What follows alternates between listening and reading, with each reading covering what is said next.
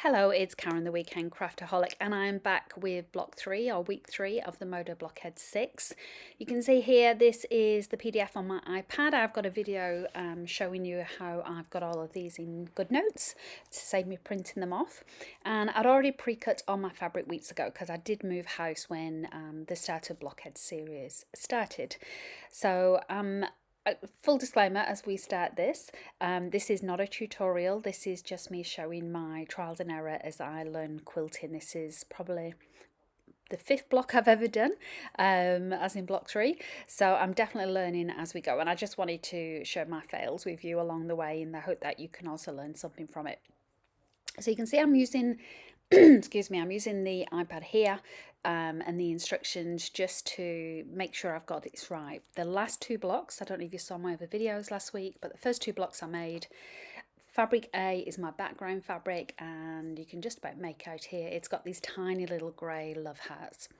So this is me. I'd already pre-cut up to week 6, I think, ready to go with these blockheads, with the blocks. And so this is me carrying on, and this is me being very cautious because I am very aware that the first 2 blocks I made, I had issues with the direction of the fabric. So in my mind, I'm trying to figure out how and where do I place this to make sure that it comes out in the right direction. This is also the first time I have ever made flying geese. And I have made a note now on my iPad. I was making notes on my iPad for lessons learned that I definitely want to practice flying geese more because it was a lot of fun and I really enjoyed the outcome of it. So I definitely need to practice those more. But you can see here, just as I unpeel them, a couple of things from that. First of all, my sizing was obviously way off. You can see here I had a massive amount of overhang. And although I'm trimming it off here, I'm kind of thinking, you know, it's just a bit of a workaround, see if I can get rid of it. I should probably have unpicked it. But I'm glad I didn't, because as I start pressing this down here, I realise my direction's all out yet again. So yes, my week 3, and still got these errors with the background fabric. So I decided to bite the bullet. I decided to get rid of that completely and start again and choose a different background fabric to use. I won't show you all the cutting of that as I go, but here I am back at the beginning. So I've decided to use this yellow colour. I just think it goes nice with pink and grey, but also I've got a lot of this already in my stash, so that saves me having to worry about going out and buying something or running out of the background fabric.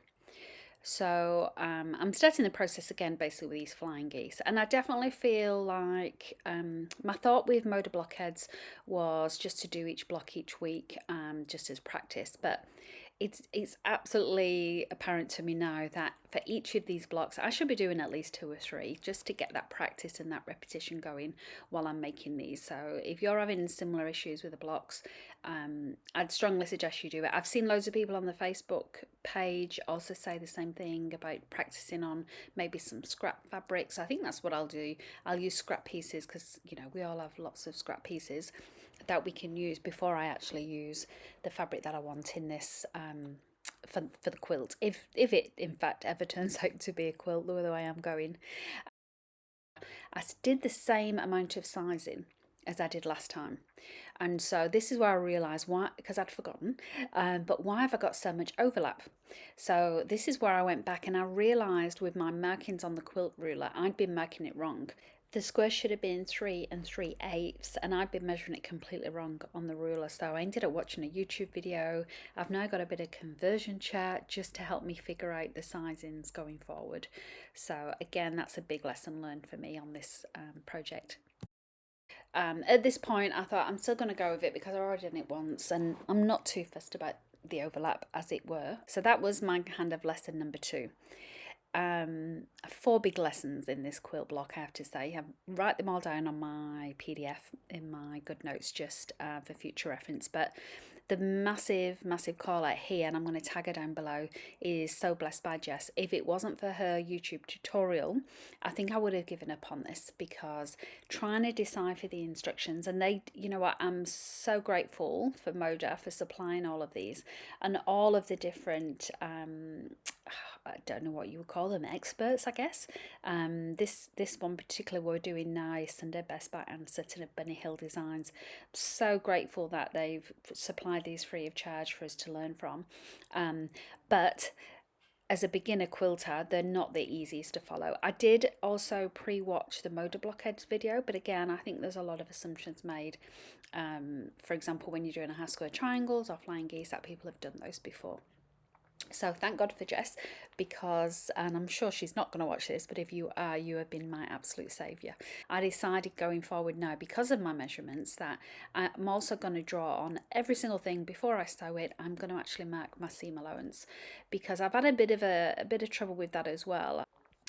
So you can see here I made two of these. One of them, I really loved the way my seams were nested. The other was a little bit off whack, but for both of these, the sizing was still way off. They should have finished at a 5x5, and as you can see there, I was definitely way out. And then this is where I come to trimming down these flying geese and realise that because my centrepiece is completely off, that's going to throw off my flying geese as well, to the point that I know I'm going to lose some of these points when I cut them down. But I'm already in for a penny, in for a pound at this point. I already know that I'm going to redo this. I'm so grateful that I didn't use my expensive fabric. So I decided to just go ahead and trim these down, and I know that I'm going to have to cut off the ends of these. You can see here there's quite a lot of probably an inch or half an inch each side that's going to need to be trimmed off, but I'm just going to go with it. My block one turned out very small. That ended up being 8 inches overall, but someone did put in the Facebook group that I could always make it bigger with some of the background fabric around the outside, so I'm definitely going to try that, just to see how that finishes off, and especially now that I've changed to a yellow, that would help bring some of the yellow into it as well. So I'm just trimming these off. As you can see, I had a lot of trouble with my rotary cutter as well. And again, Facebook group has been invaluable, because it's only because someone put a comment on that I realised that I actually replaced it and put 2 blades in at the same time instead of just one. Would never have known if someone had said. I purposely bought new blades because I was having trouble, and then when I still had trouble with the new ones, I was like, oh my god, I cannot cut a break. So I ended up copying all of the blocks actually into my Cricut design studio, and going forward I thought I'm just gonna cut them out using the Cricut instead, rather than the actual rotary trimmer. So this is my cut down version. You can see in each of these corners it doesn't work very well. But you can see here, this is where the seam ripper comes out again, because it's only at this point I realise I should not have made 2 lots of these. I should only made one, because the remaining blocks are for the cornerstones. So yes, I thought I'd done well getting to the end of this without having to need the seam ripper, but that's all good. It's nice and quick and easy to do, and again, it's something that you live and learn, and again, something I made a note of on my PDF for next time round, to make sure I only do one. This is me not looking at the instructions properly, honestly. You can see here, now that I've tidied that up, it's coming along really nicely. It's just a pity about those little corner bits that I've had to trim down. So this is my finished block after I've sewn together all the rows and all the columns. You can see there it ended up being a 9x9. So getting a bit closer, was meant to be 9.5 or 9.5 by 9.5. This is the back. Again, I've still got some way to go to make that nice and neat, but overall I'm really pleased with my finished product. So I hope you enjoyed that.